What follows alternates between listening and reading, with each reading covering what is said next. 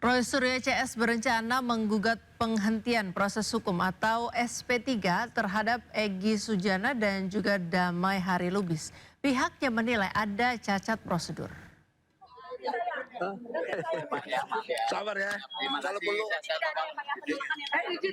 Tersangka tudingan ijazah palsu Jokowi, Roy Suryo berencana untuk menggugat penghentian proses hukum atau SP3 terhadap Egy Sujana dan Damai Hari Lubis. Saya merasa Roy menyebut ada cacat prosedur dalam pemberlakuan restoratif justice hingga penerbitan SP3. Baca pertimbangannya.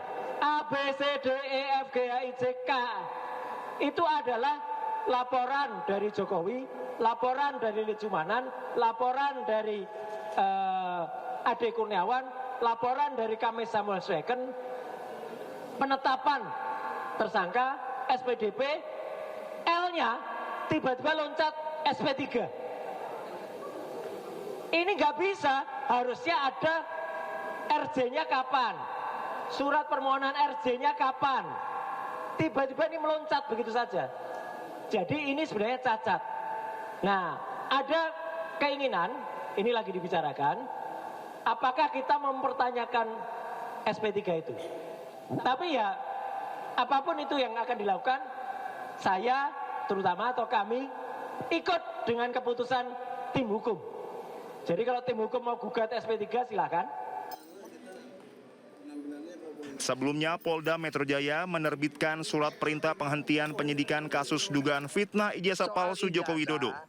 SP3 itu diterbitkan untuk tersangka Egy Sujana dan Damai Hari Lubis usai mengajukan permohonan restoratif justice.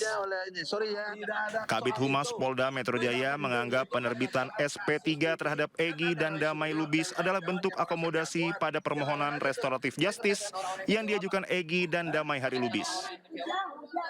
Tim Liputan Anyus melaporkan. Mirsa, sebelumnya Sudewo terjerat OTT KPK di wilayah Kudus, Jawa Tengah. Ia ditangkap diduga karena terlibat praktek jual beli jabatan perangkat desa.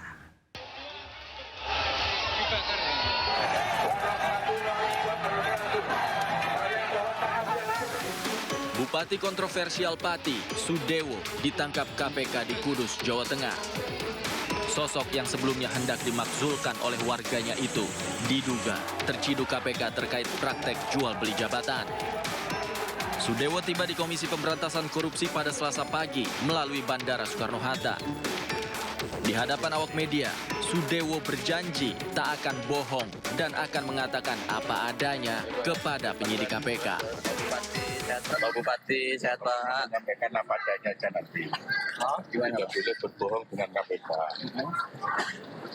Ya, menyampaikan keterangan apa adanya saja nanti. Tidak boleh berbohong dengan KPK. Nggak boleh berbohong Pak ya. Tidak boleh. Pak, adanya dugaan itu benar nggak sih? Oh ya, nanti aja nanti. Biar KPK bekerja dulu. Jadi, mungkin ada pesan Pak buat masyarakat Pati, Pak. Masyarakat Pati tenang. Harus fokus menangani banjir.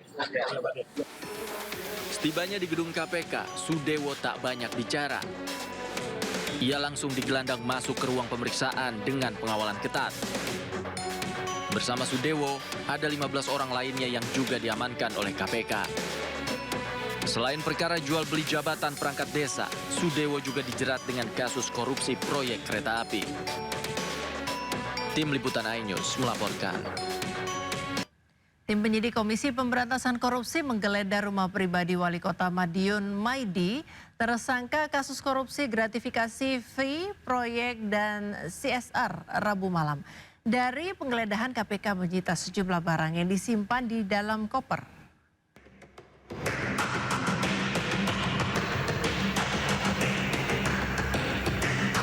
Selama hampir 5 jam, 8 orang tim penyidik KPK Rabu malam menggeledah rumah Maidi, Wali Kota Madiun di Jalan Merpati. Dari dalam rumah pribadi Maidi, penyidik KPK membawa sebuah koper dan beberapa dokumen. Penggeledahan dilakukan diduga untuk mencari sejumlah bukti tambahan terkait kasus korupsi, gratifikasi dana CSR, dan fee proyek pembangunan. Wali Kota Madiun, Maidi, ditetapkan sebagai tersangka atas kasus pemerasan dengan modus fee proyek dan dana CSR serta gratifikasi di lingkungan Pemkot Madiun.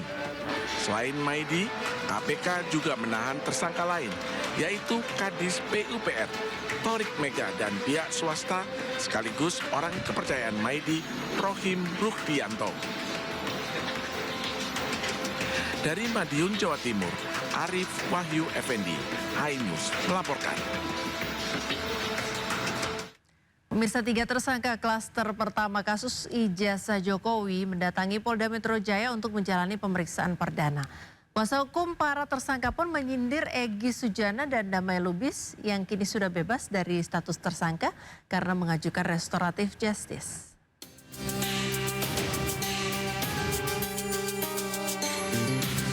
Tiga tersangka klaster 1 kasus tudingan ijazah palsu Presiden ke-7 Joko Widodo diperiksa Polda Metro Jaya hari ini.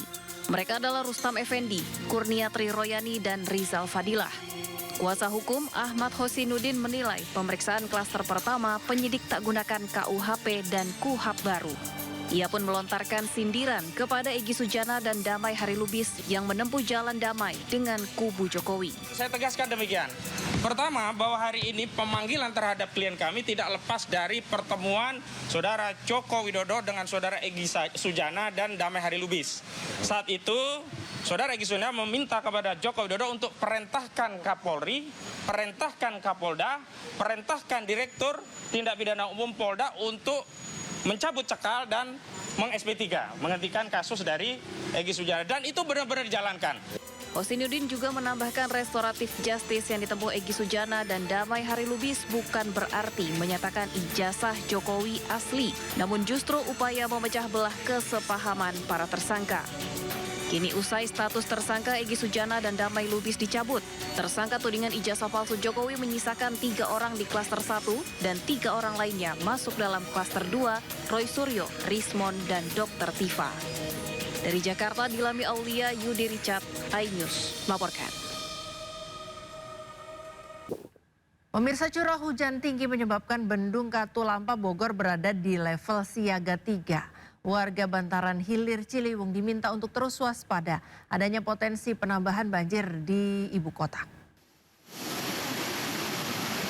Pantauan debit air di Bendung Katulampa Bogor naik di ketinggian 110 cm dengan status siaga 3. Sedikitnya debit arus yang mengalir ke Jakarta mencapai hampir 161.000 liter air per detik. Petugas mengimbau warga bantaran Hilir Ciliwung untuk tetap mewaspadai potensi dampak penambahan banjir di ibu kota. Untuk kondisi sekarang masih bertahan di 110 di level siaga 3. Sebelumnya seperti apa? Sebelumnya tadi sempat ada penurunan pagi tadi 60 cm sampai jam 9, terus jam 10-nya ada kenaikan 70, terus naik lagi jam 8-nya, jam 11-nya 90, naik lagi jam 12-nya 100, puncaknya di jam 12 lewat 25 110 bertahan sampai sekarang.